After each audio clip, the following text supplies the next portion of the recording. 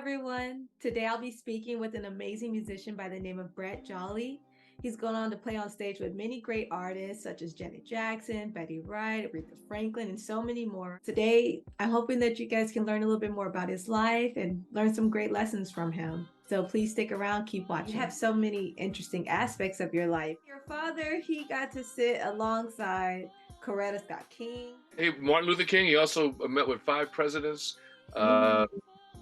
He did a lot. He gave speeches with Martin Luther King. Nice. Pop was very influential in my life. A great man. I mean, besides him being my father, he taught me a lot. Was he also the one who kind of introduced you to music and your love for music, because he was a gospel singer, correct? He was a gospel singer. But you know what actually happened one day? I was 4 years old, and my mother and father brought a piano into the house. I didn't know it was coming, but the very next morning I was playing a song entitled "Stand By Me" on it, and my mother was like, she said, "Okay, I thought that was the radio. How did you know that?" And I said, "I don't know." But I so played you it. were playing "Stand By Me" when the night. Yes, yeah. Oh, okay. That's my Yep, favorite. exactly. And I played that, and she was like dumbfounded to some degree, and I was too. I didn't know how to happen. So that's how you discovered you had perfect pitch? Well, that was, I think that was really it. But it wasn't until later on when my mother tried to put me into piano lessons, and then what happened was the teacher would have me read music, which I couldn't do. I was terrible at it. So then one day she had me do a homework assignment of "Home on the Range," and "Home on the Range" was something I'd heard before. I never, So the very next week when I came in, didn't practice it or anything, played it in its entirety. Mm-hmm. And at that point, she's like, "Wow, you're doing a great job, of reading the notes." And I'm like, "I don't think I'm reading the notes." Yeah. And that's when we discovered I had perfect pitch. I feel like you having the perfect pitch is what kind of led you to being just a hot commodity amongst musicians whenever they needed session musicians or gig musicians, because you could just come in right away, know the song. Oh, exactly. Yeah, exactly. Yeah. Matter of fact, I've had some great tests with it because the first thing, and of course I played for Teddy Pendergrass. Teddy had another bass player before I came in, and he reneged on him for about 2 days before going to, I think it was New Orleans. And so he brought me in for an emergency rehearsal, and with no practice or anything like that. So when I came in for the emergency rehearsal, I played his whole set straight. All right. And after I finished, he said, "I don't believe this." He said, "You didn't even know what I was doing. You had no idea what songs I was doing. You came in and played every song that I asked of you, and you played it better than my regular bass player." And he said, "Do you want this gig?" And I looked at him and said, "Yeah, I'll take it."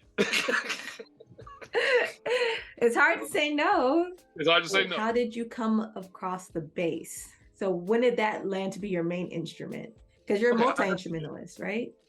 Yeah, I guess I'll play anything you put in front of me. Just about. I can't imagine me not playing it. But what actually happened was, I forget. I might have been in junior high school, and somebody else who was a bass player bought the bass guitar over my house. And when he bought it there, I was like, "Wow, can I mess with it?" And he's like, "Yeah, you go ahead." So I went and messed with it, and the very first song that I learned on it while I was messing with it was a song called "Hollywood Swinging" by Kool and the Gang. But the funny part was I always wanted to play with this group called Kool and the Gang when I was younger. And later on in my life, with a few years back, I actually got the chance to play on stage with Kool and the Gang. That's great. That was beautiful. I enjoy, even though it's not the same as what it was back then, because a lot of the people, were no longer alive and stuff like that. But I did it. Did you attract that to your life? Like you got to play on stage with a lot of people that you wanted to play with, or you could see yourself playing with? Did you dream about it in a way? Oh yes, absolutely. I had besides Kool and the Gang, there was also this guy, Jerry Butler. And he had one of my favorite songs I love, a song called "Only the Strong Survive." I used to listen. I used to wear that thing out on the phone, the radio player, and I wore it out played it all the time, never realizing that one day in my life I would actually play that song on television with him. Wow! And it was a great experience, and I loved it. I loved it. There's several things, but when it comes to that, I love music, and I will play anything. I don't care what it is. Mm-hmm. You know, and if I don't know the song, I will learn it on the spot. I once played with the New Jersey Orchestra, where you know we went through a lot of stuff, and then they put this. They still want to do this song that we did not rehearse, so they put this chart in front of me. I'm sitting down, and you know I wanted to make sure I still got paid, so I didn't tell them that I couldn't read Read music. music. Yeah. Right. So I looked at the screen like I was really studying it, and then they played the song, and I picked it up on the spot. And after the thing was over, the musicians were like, "Oh, you did a great job, a really great job." I was like, Whew. "Okay, we're good." That's so amazing. Especially because yeah, there are I was originally a feeling musician like yourself where I just like could play it, right? I had it in me innately. But then Okay. it was when I started middle school that I started to learn how to read like for saxophone. And it's like, yeah, I could read it, but then I would take more time trying to read it than Right. if I were to just feel it. Right. Exactly. And, you know, and it's funny you mention it because when I talk to people, and I do talk to people now about playing an instrument, you know, and one of the things that I tell them is that, especially with this one guy, his name is Owen. He wants to play bass guitar. So I told him, I said, one of the things you should do is practice in the dark. And he was amazed. He said, "Well, why would you practice in the dark?" I said, "I'm going to tell you why. Because music is not something you can see. When you're in a dark room and you're trying to get out of that room, most people will open their eyes to try to find an opening. But if it's totally dark in that room, you have to rely on your other senses. Mm-hmm. The same thing with music." So I told him, I said, you know, when you get to the point where you can play your instrument without looking down at it, then you've got the feel for it. And Mm-hmm. just like you just mentioned, you know, when it comes to saxophone or whatever, you know, it makes a big difference between just reading something and feeling it. Mm-hmm. And I hope that Exactly. makes sense. Yeah, it's very true. It's very true. And I agree with you. I've never tried playing in the dark. I feel like that's something I've got to do now.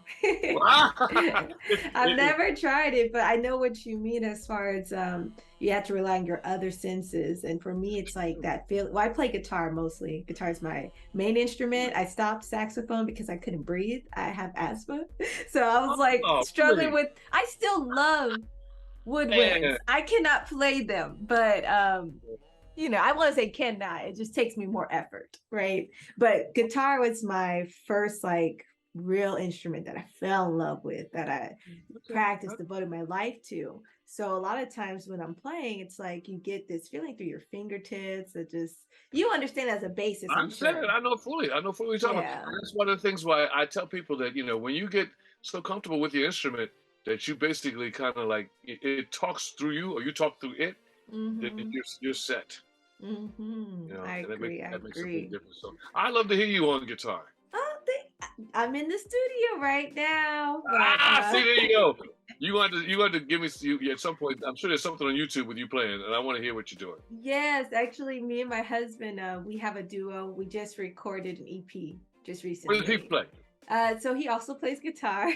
Oh goodness, you know what? So I'm a rhythm guitarist by nature. He's a lead guitarist, so it just was perfect.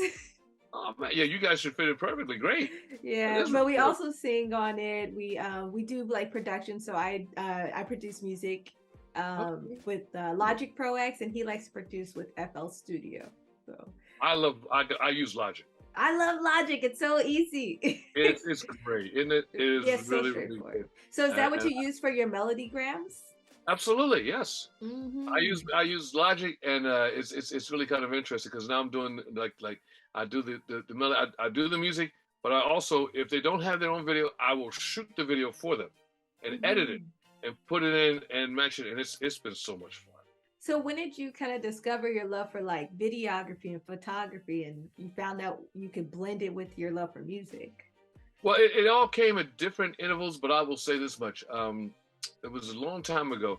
A lady wanted she had a birthday, and I asked her what she wanted for her birthday. She said, "Well, you know, you should write me a song." So I didn't think about it, and I said, "Write her a song."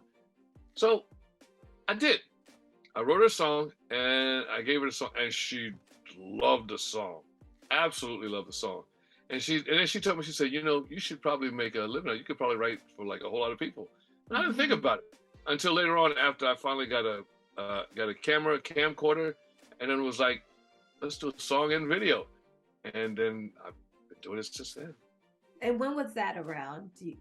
That's a good question. I've been doing it for years. I can't tell you how many years, because it's been a good while. Yeah. But I will tell you this much, that I have fun, you know, writing it, you know, videoing it, do all of that stuff. Because you know what? Music is really expression. You know, some of the biggest hits in history have been songs that, you know, people really, you know, the messages that they wanted to have, like "Ain't No Stopping Us Now," you know, whatever it is, you know, stuff like that. You know, people love that. So I'm like, you know, why not take somebody's personal message and write it to music with video? Yeah. And you know, and the idea's been good. I mean, don't get me wrong. I still want to make it even bigger, but it's doing well. Yeah, I like it. I got to see a few of the Melodygrams that you wrote, and you also do music for commercials too. Like you did jingles. Like I saw this one, "Boots on the Ground." I was just like, wow, this is good. Like, Yeah. Oh, thank you. I like to write. I will write any type of music, because since I have perfect pitch, I can write any type of music and play all the parts. So it's like, you know, you give me a concept. Matter of fact, even if you don't have any musical ability whatsoever, if you give me like I can make up a lyric for you, or I can do whatever and put it all together for you in whatever concept. Or if you have a melody line, I will write the music around your vocals. yeah, And I saw that. Yeah, there was one lady who it seemed like that was her song, and then you said if they don't know how to sing, they can even lip sync too. So who do you bring in for the female vocalist when someone wants to lip sync? Whoever will fit that, because you know, all singers are not the same, you know. That's true. That's true. So, you know, depending on the song that you write, I will bring in, because I know several vocalists. Matter of fact, if you were here, I'd probably enlist you. Oh, we have technology though. Okay, right. We got technology. We might be able to do that. So you know that, but that's what it is. The basic gist is that, you know, whatever works for certain people, you know, incorporate. Yeah. You know, I like to do that. So, you know, my thing is like, I never look at, I can't do this. My thing is like, you know, how can I make this happen? Yeah. Exactly.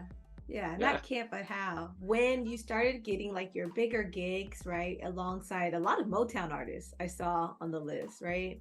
How did these come about? Was it word of mouth? Like you played for one person and that person told everyone else how great you were and it brought you on for more? Or how did it come about for you in your life? Well, see, most of the people who are big, you know, they have sometimes gigs where they can't bring their bands or something like that. So sometimes they'll go into like maybe another city, like say Philadelphia, and they may need somebody to play. So, you know, who better to get than somebody who's got perfect pitch, you know, doesn't even need rehearsal, and I will play their song for them. You know, and one gig leads from one to the other. I think my biggest moment came from this thing. I did this show, Love Train: The Sound of Philadelphia. I saw it. You saw it? Okay, yeah. Yeah. That show was it was on PBS. I think it was on HBO. It was on a lot of stuff. And that day, I honestly played about close to 50 different tunes. You know, and I was playing all day behind different artists. Matter of fact, I think it was I looked at the stylistics, the version with me doing the stylistics, and they were next to last. And I was so tired, my face looked like it had fallen to the ground or something like that. It looked bad. But that's because I was really tired. I was saying, and stylistic stuff is really slow. It's very so. I said, man, we got to get these guys off here so I can get close to get this thing done. But that's the way the show was. I got paid tremendously from doing that show. The problem is that they got every penny of it out of me because I've worked a whole day. I'm not sure how it works so much for a lot of like gig work or session musicians, but have you ever heard of like performing rights organizations such as like ASCAP or BMI? Absolutely, yes. That's what you do when you have, you want to, when you do your music and you want to have it copyrighted. You know, they will look after your stuff to make sure it's your money, get your money. Your publishing royalties, yes. So I was wondering, are you registered with the PRO at this time? Yes, I am. Oh, okay. I got to, because if not, you know, they'll steal my stuff. I was in Canada one time, and I looked online, and I found that this company, telephone company, Vixen, had a Brett Jolly ringtone, And I Mm. was like, how did I get a Brett Jolly ringtone? And I checked it out, and it was one of my songs Mm. as a ringtone. And I'm like, well, why aren't I getting paid from this? Yeah, the That's important when I joined. questions. Yeah, I joined up and I said, you know what, get my money. Hmm. And that's what I did. Good. Hey, That's thank you good. very much. I'm Thank happy it works out for you in that way too, because there's a lot of artists that end up getting robbed and never know that they were robbed. One, so it's good. It's a blessing that you found out about it, and then two, you knew the right way to go about it to collect. Yeah, I believe it, and it happens to a lot of people. The thing about it is, there are a lot of people who will seriously steal your material, Mm-hmm. and Mm-hmm. they're big name artists who will do that, who have done it. And it's incredible because they know they can get away with it because they figure nobody's going to challenge them, Yeah, yeah. but they should be challenged. Yeah, and then I feel like if you're like a musician that's starting out and you've got nothing to lose, Hmm. zero times zero is what? So Exactly. if you end up going after them and you win everything, but most importantly, I think it's mostly not about backing down, right? Not feeling like because this person is so much bigger than me or has Hmm. more of a name than me, does Right. that doesn't negate my value and what I bring and my Yes. my intellectual property. Oh yeah. Exactly. Mhm. Exactly. I mean, I've got people that that unfortunately they owed me money. They died, and the people who did "Ain't No Stopping Us Now," McFadden and Whitehead, they owe me and my brother money, and of course we never got it. But Mhm. things Was like it that from the happen. publishing of that song or No, no, no, no. This is from doing a show for them. oh doing a show? Show for Okay, them in New okay. York. And people are different. Some people, they got drug problems. I played behind a lot Mhm. of people who were drunk. Uh, Yeah. I mean, you'd be surprised at some of the stuff that actually happens. Not too much surprise. I feel like musicians are an odd group because you do have those people who are very like straight and narrow. Then you do have a lot of people who are using music and drugs to cope with their pain. Yes, yes. Um, And, it's interesting that you mentioned that because when I first started out doing tours, I was with this lady by the name of Jean Carn, and and each night we were doing two shows a night. We were getting in about 2 or 3 o'clock in the morning, but yet I was waking up at 5 or 6 in the morning to catch a plane to another city. After a while, I said, "Man, how in the world?" I was young at the time. I was like, "How in the world can I deal with this?" And I can understand going to drugs just to cope with it. I'm mhm, glad I didn't because I don't do drugs. But mhm. but I thought about it heavily during that time because it was like I'm getting worn out. Yeah, yeah, And I was. yeah. So I mean, but that's that's the industry, and that's what it goes into.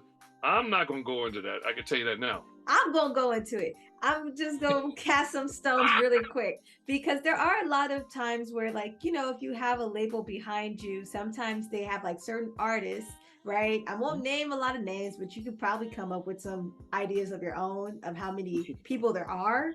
Yeah. But there's a lot of artists that are managed by these people that want you to produce, produce, produce. And so they make sure they're always set up with the perfect amount of drugs to keep them Mhm. going, to keep them, you know what I Yeah. mean? And so it might be an innocent soul that comes into music thinking that it's about their passion and they're going to do this and that, but then they end up getting spit out by this machine that has now used them, left them with the drug addiction. Yes, it does, and It's happening. Still happening today, but in different ways.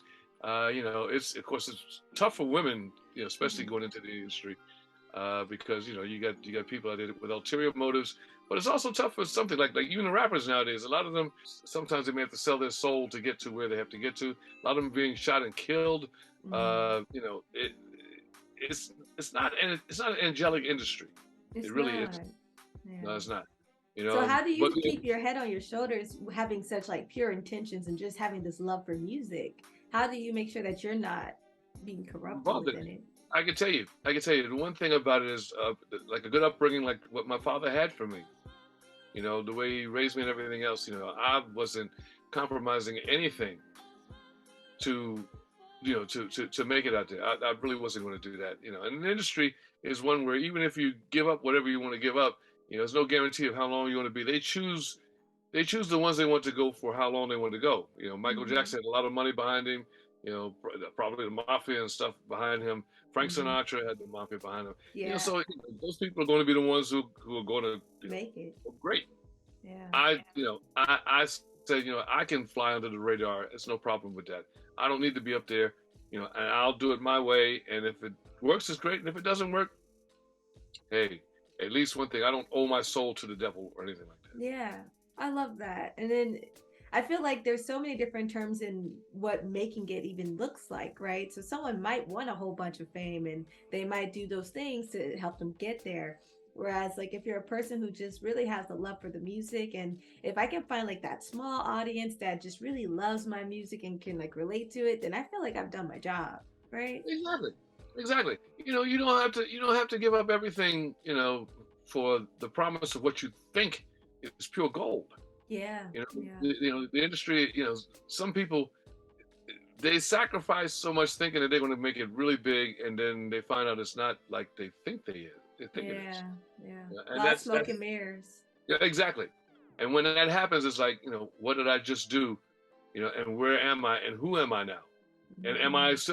do I still own myself, or does somebody else own me? Yeah, yeah. That happens a lot. Yeah, there's a So lot of artists that you'll see they have to change their names entirely. Like exactly. the contracts say your name and likeness. So if you try to go on and have a whole nother music venture and Hmm. this label Yeah, still owns you, they'll own that new music too. exactly. Prince is a perfect example. When Yes, he changed his yes. name to Simple, that's because the record labels, he didn't feel they were doing him well. And it's like, they were taking advantage of it, and that's Hmm. what happened. The Beatles don't even own the rights to their own music. I I think Paul think Michael McCartney. Jackson was the last one to own their Well, music. he was, but he gave it up to he sold them to somebody else. But I don't It know if was Paul ever got auction. him back. Oh Paul yeah. McCartney. Yeah, but it was like, when he was supposed to have the rights to their songs, they didn't have it. Hmm. Hmm. So it's amazing how the stuff that's behind the scenes of what we know Yeah.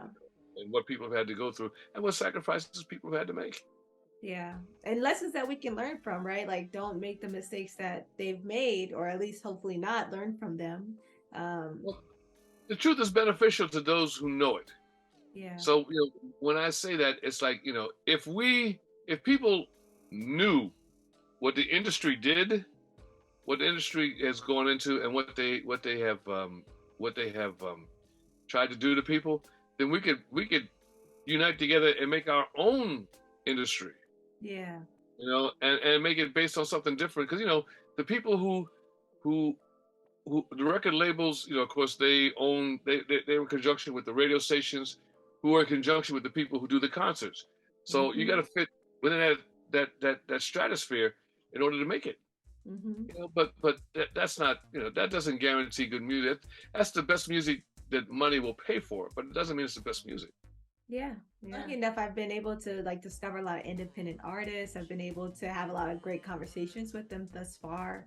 Oh, yeah. Um, Through my website, I was able to pretty much my website is just a platform where I hope people can turn to for guidance, right? Especially as independent artists, because now we're in this new era where you don't always need a label. The label's nice to have for the money, but Mhm. if you're able to find your own way to do the same things, like register yourself to a PRO, learn how to distribute your music, learn how to write your music originally, learn how to produce your music. If you give yourself these tools, you can create great music, own majority of it. If you want to collaborate, that's fine, but for the most part, you're able to do it on your own. So Yeah, it makes a difference.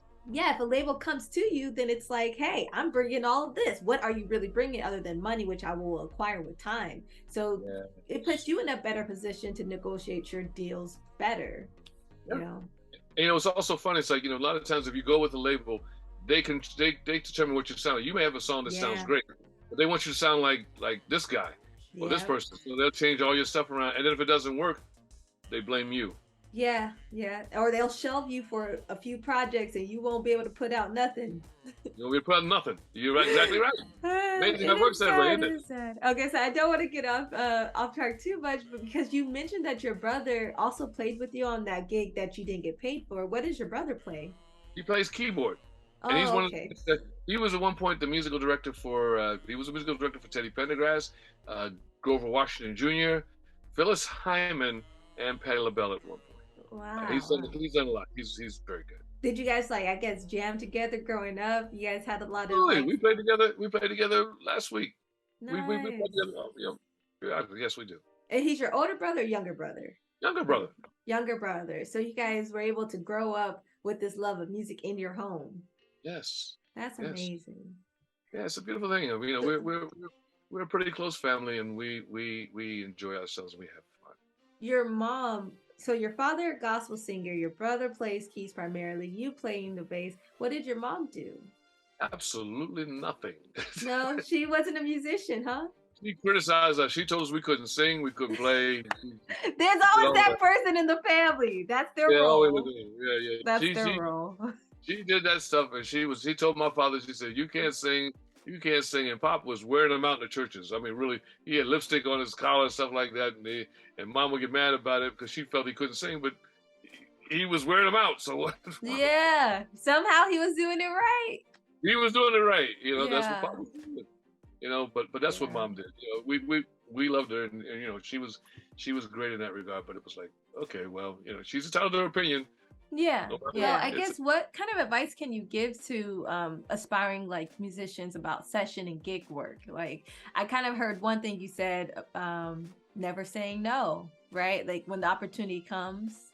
right. Exactly. You build as you go. Every little step helps you turns to the next step. Sometimes you may have to compromise. Some things you may have to do a gig for less money. Um, you know, whatever it is, if it helps you to be more known, because popularity is like it's like advertising. You know, if you advertise a product, people know about it and they'll try it. You know, because they know about it. But you know, if they don't know about you, nobody's going to know to call you, and that's Mhm. really the way it is. So yes, you know, if you're an aspiring artist, you want to get out there, you know, do certain things to help you reach that next level, and Mhm. just keep going. And most important, when people tell you you can't do this and you can't do that, believe in yourself, because you know that's going to take you. You know, you remember this, and I don't know whether people know this, but when Prince started out, they booed him off stage. Mhm. They really did. They booed him off stage. You know, and some people were like, you know, he'll probably never work again and everything else like that. They booed him heavily, but look where he ended up. I didn't know that. Yeah, I did he was not booed know off stage. that. You could probably Google it. I'm thinking Google, but he was booed heavily. Hmm. You know, Why do you and think that is? Was he bad at playing at that time, or was it just no, people's no, no, perception? no. What it was that you know he had to modify his concept. You know, and plus you know Prince was really wild the way he dressed back in the day.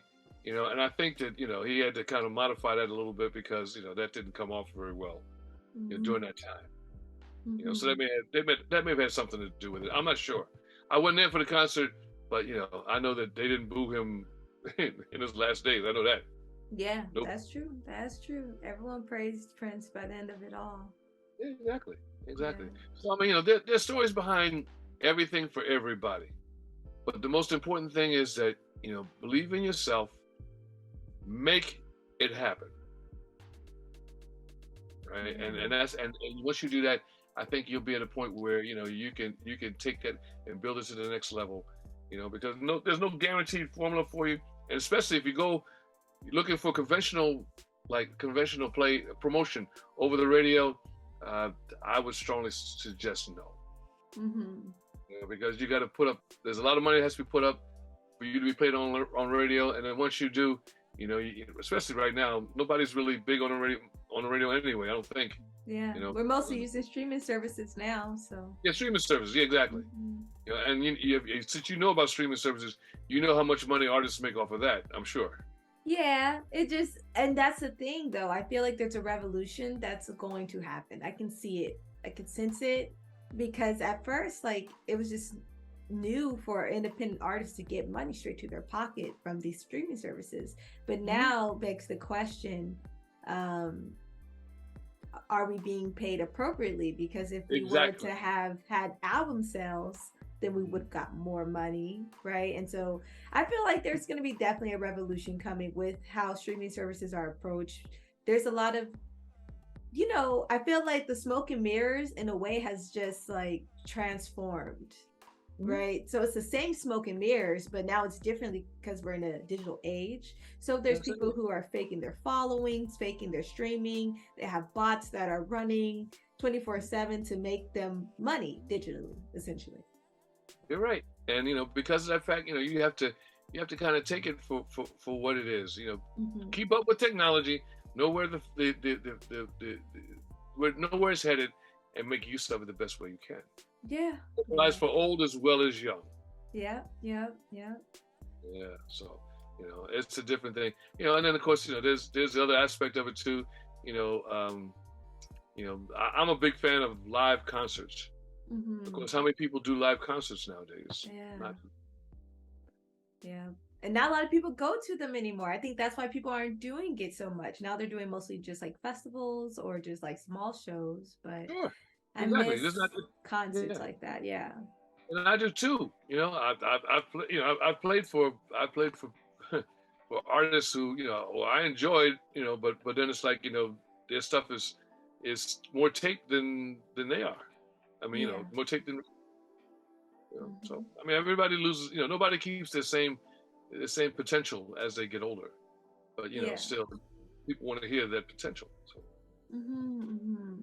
yeah, but But you have so much experience. You have so much experience, especially playing the bass, that I feel like, and that's I think a genuine thing about string instruments is once you have it, you never really lose it. And maybe if you get like arthritis, then then yes.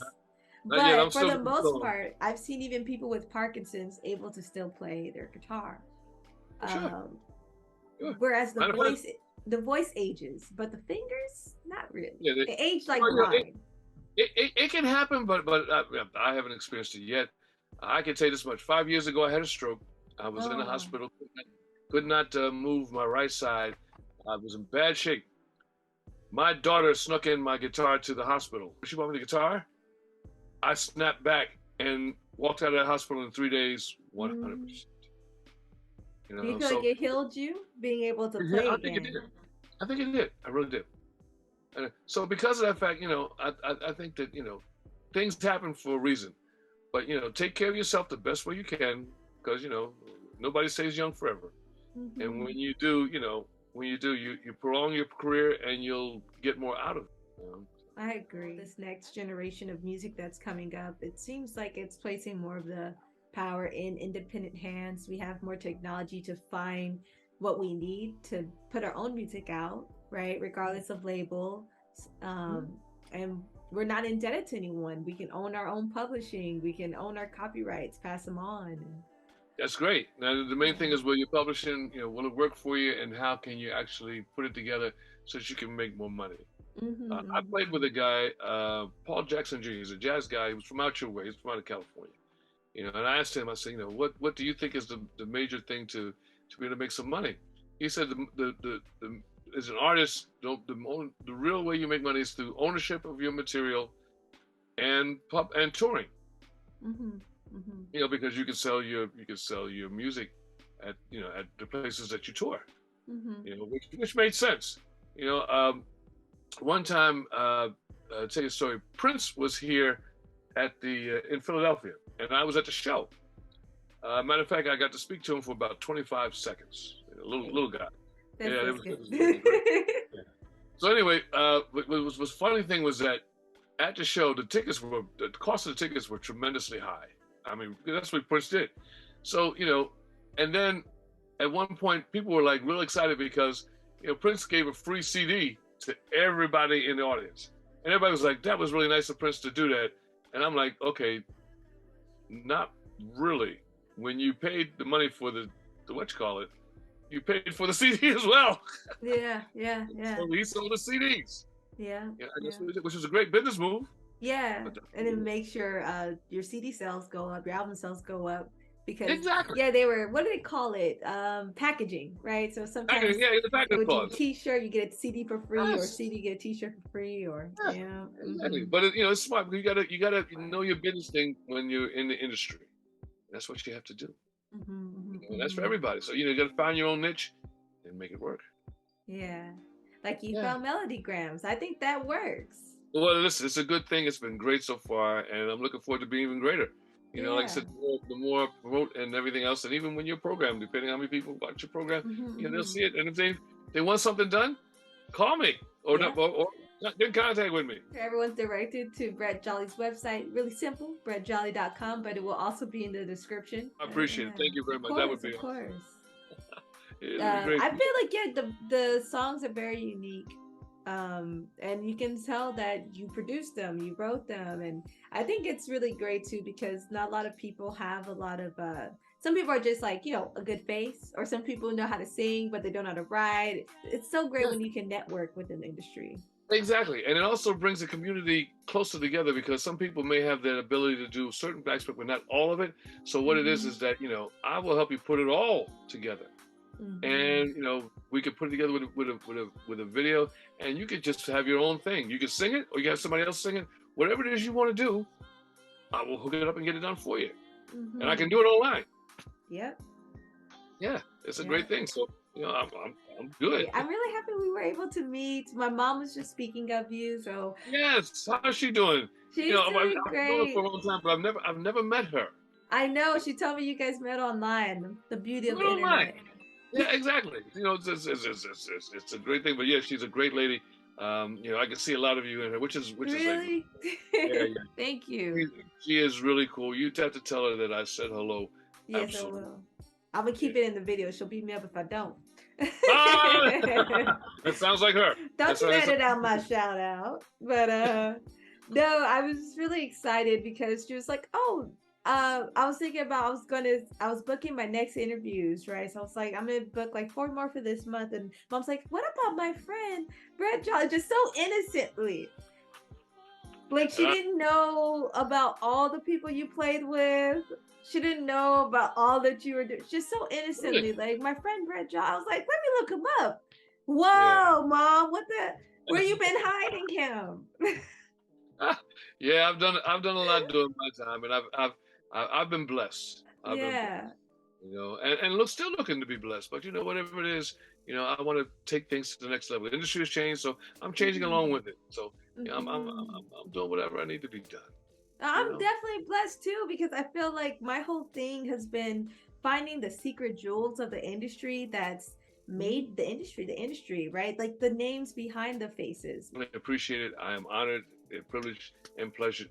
Thank you so much. Thank you so much. Thank you guys so much for tuning in to this amazing interview I've done with Brett Jolly. Please go check out his website. He's an amazing person to know. If you need gig work in Philadelphia, I'm sure he'll be available. It sounds like he's still playing, so get him while you can. Yes, please do. Well, we can still hit it out. All right, we're good. All right. Bye, you guys.